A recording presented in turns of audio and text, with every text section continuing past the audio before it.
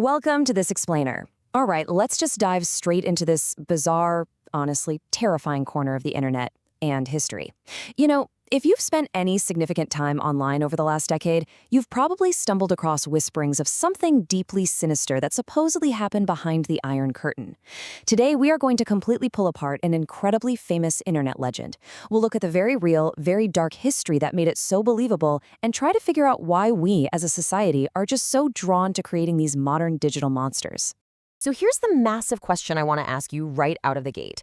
Did this infamous Cold War sleep deprivation experiment actually happen?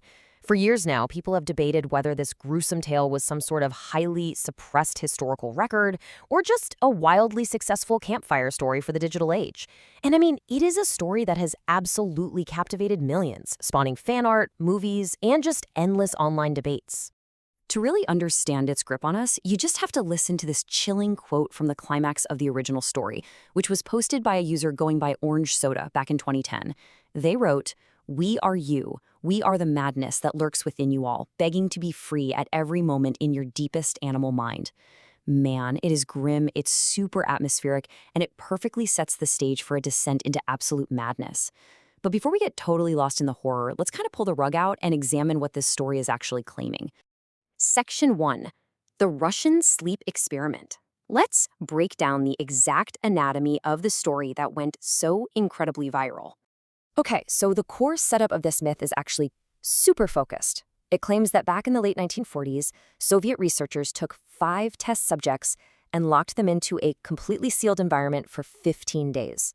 Their goal? Simply to keep them awake, using this toxic experimental gas-based stimulant.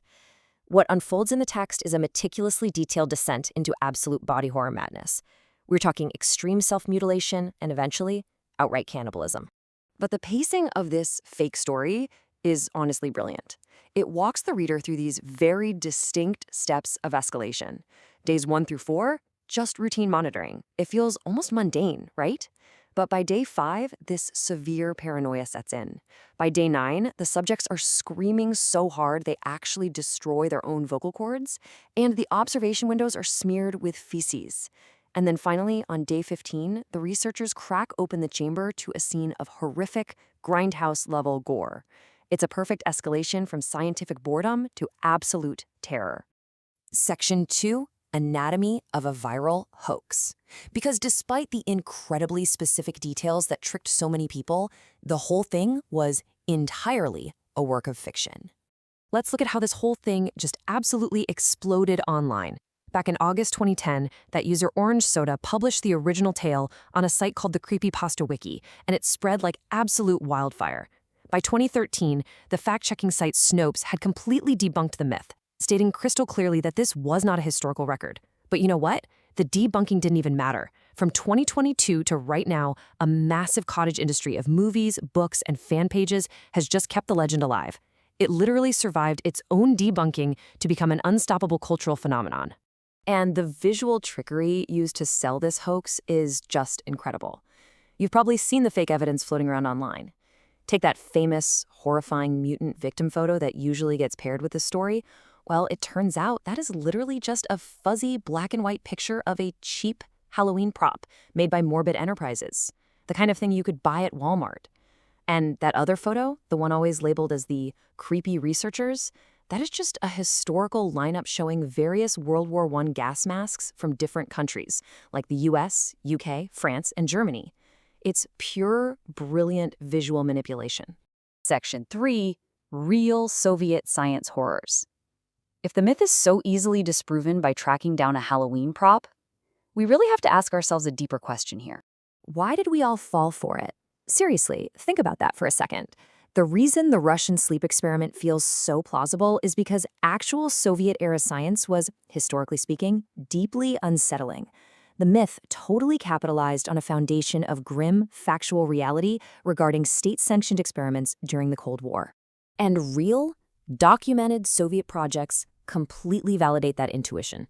You've got Dr. Grigory Marinovsky, who oversaw Laboratory Number 1, testing undetectable poisons like mustard gas and cyanide on political prisoners from the gulags. Then there's surgeon Vladimir Demikov, who quite literally grafted severed puppy bodies onto larger host dogs to study circulatory systems. And back in the 1920s, you had biologist Ilya Ivanov actually attempting to breed human chimpanzee super soldiers, just completely disregarding any sort of ethical boundary. And honestly, the list of true historical experiments just keeps going. They tested the deadly Novichok nerve agent on dogs that were forced to walk on tiny treadmills while wearing gas masks. Sergei Brukhanenko built this machine called an autoejector to keep severed dog heads conscious for minutes at a time. Alexander Bogdanov conducted fatal blood transfusion experiments in this wild bid for immortality. Secret labs out in Siberia literally shocked newborn kittens to test for parapsychological psi particles, and an entire pseudoscientific subdiscipline called defectology ultimately paved the way for the horrific Romanian child gulags that were discovered in 1989. But here is the number that really puts the scale of real tragedy into perspective: 30 million. While rogue scientists were off tinkering with dog heads, a Soviet biologist named Trofim Lysenko decided to just completely reject the very existence of genetics. His pseudoscientific agricultural policies were adopted by both the Soviet Union and later Communist China. The result? 30 million people died of starvation. This is the staggering, real-world horror that makes a fictional story about Soviet science gone wrong feel entirely plausible. Section 4. Creepypastas as modern folklore. Okay, so we know the history now, but let's look at the sociology behind why these digital horror stories even exist in our modern age. The Russian sleep experiment is what the internet calls a creepypasta, a horror story born from a mashup of copy and paste. And the secret ingredient here is community collaboration. It's essentially a digital evolution of traditional folklore. Instead of sitting around a physical campfire in the woods, communities build these myths together around digital campfires on forums like Reddit and 4chan. They're constantly revising and adding to the lore, which builds this incredible, shared atmosphere of belief. And these aren't just silly internet jokes either. Academic Tina M. Boyer actually hit the nail on the head when she noted the shift from oral storytelling to the internet shows no difference in dynamic. The audience and the primary story creator share the legend as a performance. It's quite literally a modern continuation of ancient legend making. The audience plays just as big a role in crafting the myth as the original author ever did. But sometimes this collective online mythology bleeds over into the real world, and the results can be deeply tragic. Consider the timeline of another famous creepypasta, Slender Man. On June 10, 2009, the character was just totally invented for a simple Photoshop contest. 10 days later, a YouTube fan series called Marble Hornets added community lore, things like camera static and memory loss. But by May 2014, this collaborative, made-up fiction had become so intensely real to some people that it inspired a real-world stabbing by two 12-year-old girls who genuinely believed they were appeasing the monster. Which brings us to Section 5, why we invent monsters. Let's look at the underlying psychological purpose behind all of this. Ultimately, stories like Candle Cove or Slender Man, they really act as vessels for our societal anxieties. I mean, for millennia, humans have created monsters to express cultural fears. Today, creepypastas reflect our deepest anxieties about rapid, unchecked technological growth, the unknown, weird frontiers of the internet, and particularly the corruption of childhood innocence.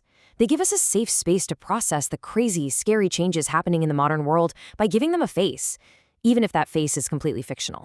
Which leaves me with one final, kind of provocative thought for you to take away from this explainer today. What does your favorite urban legend reveal about your own subconscious fears? The monsters we create online, they're really just reflections of ourselves and the times we live in. So the next time you find yourself reading a terrifying story on the internet at 2 in the morning, ask yourself what real-world anxiety it's secretly trying to help you understand. Thanks so much for learning with me today, and hey, keep questioning what you read in the dark.